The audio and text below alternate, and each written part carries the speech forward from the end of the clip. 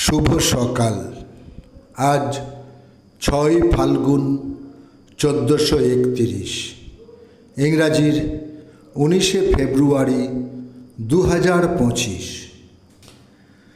1897 18ই ফেব্রুয়ারি মহাধর্মসভা থেকে ফিরে আসা বিবেকানন্দের জাহাজ SS মোম্বাসা নোঙর করে বজবজের গঙ্গার ঘাটে, কিন্তু সময় সন্ধ্যা হয়ে যায়। তখনকার নিয়ম অনুযায়ী সূর্যাস্তের পর জাহাজ থেকে নামা নিষেধ, তাই রাতটুকু জাহাজেই কাটিয়ে পরের দিন অর্থাৎ 19 ফেব্রুয়ারি 1897 তিনি নেমে এলেন বজবজের ঘাটে।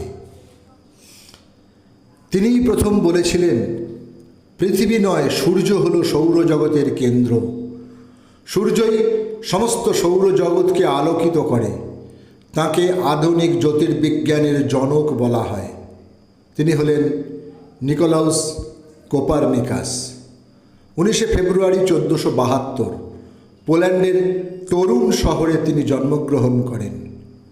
তাঁর এ মতবাদ প্রচার করার কারণে জিওর্দানো ব্রুনোকে আগুনে পুড়িয়ে মারা হয়েছিল।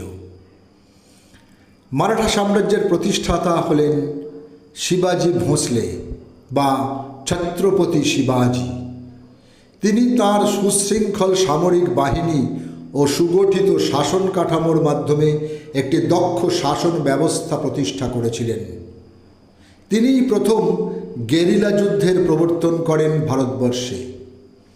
আজ তাঁর জন্মদিন 19 ফেব্রুয়ারি 1630 তাঁর জন্ম হয়। রবীন্দ্রনাথ ঠাকুর তাঁর শিবাজি উৎসব কবিতায় লিখেছেন, মারাঠির সাথে আজি হে বাঙালি, এক কণ্ঠে বলো জয়তু শিবাজি। মারাঠির সাথে আজি হে বাঙালি, একসঙ্গে চলো মহোৎসবে সাজি। আজি এক সভাতলে ভারতের পশ্চিম পূরব দক্ষিণে ও বামে একত্রে করুক ভোগ, একসাথে একটি গৌরব, এক পুণ্য নামে। ঠাকুর শ্রী রামকৃষ্ণ পরমহংসদেবের অন্যতম পৃষ্ঠপোষক ও দক্ষিণেশ্বরের কালীবাড়ির প্রতিষ্ঠাত্রী রানী রাসমণির আজ প্রয়াণ দিবস। 19 ফেব্রুয়ারি 1861 বাংলার 6 ফাল্গুন 1267 কালীঘাটের বাড়িতে তিনি শেষ নিঃশ্বাস ত্যাগ করেন।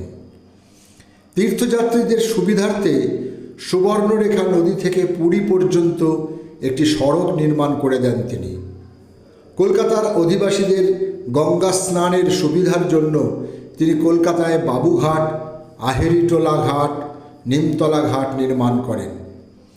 ইম্পেরিয়াল লাইব্রেরি, যার বর্তমান নাম ন্যাশনাল লাইব্রেরি, হিন্দু কলেজ, যার বর্তমান নাম প্রেসিডেন্সি বিশ্ববিদ্যালয়, এই প্রতিষ্ঠাকালে তিনি প্রভূত অর্থ সাহায্য করেছিলেন। এমনই বিবিধ জনহিতৈষী কাজের মধ্যে তাঁকে আমরা পেয়েছি। ভারতের স্বাধীনতা আন্দোলনের আদি যুগের এক স্বনামধন্য রাজনৈতিক নেতা ও বিশিষ্ট সমাজ সংস্কারক গোপাল কৃষ্ণ গোখলের আজ মৃত্যুদিন। 19 ফেব্রুয়ারি 1915 মহারাষ্ট্রের বম্বেতে মাত্র 49 বছর বয়সে তিনি শেষ নিঃশ্বাস ত্যাগ করেন। মহাত্মা গান্ধী নিজের আত্মজীবনীতে আত্মকথা অথবা সত্যের প্রয়োগ গ্রন্থে গান্ধীজি গোখেলকে তাঁর গুরু ও সহায়ক বলেছেন। পঙ্কজ কুমার মল্লিক ছিলেন একজন ভারতীয় বাঙালি কণ্ঠশিল্পী, সঙ্গীত পরিচালক ও অভিনেতা। তিনি বাংলা ও হিন্দি চলচ্চিত্রের প্রথম যুগে এক অগ্রণী সঙ্গীত পরিচালক ও নেপথ্য কণ্ঠশিল্পী ছিলেন। রবীন্দ্রসঙ্গীতেও তাঁর সবিশেষ অবদান ছিল। আজ শিল্পীর মৃত্যুদিন, সময়টা 1978। সাগরময় ঘোষ একজন স্বনামধন্য ভারতীয় বাঙালি সাহিত্যিক, যিনি কলকাতা থেকে প্রকাশিত দেশ পত্রিকার সম্পাদকীয়র দায়িত্ব পালন করে জীবন্ত কিংবদন্তিতে পরিণত হয়েছিলেন। 19 ফেব্রুয়ারি 1999 তাঁর মৃত্যুতে লন্ডনের দ্য গার্ডিয়ান পত্রিকার প্রকাশিত শোক সংবাদে তাকে বাংলার সাহিত্য ব্যাঘ্র হিসেবে আখ্যায়িত করা হয়েছিল। সকলকেই আমার আনত প্রণাম।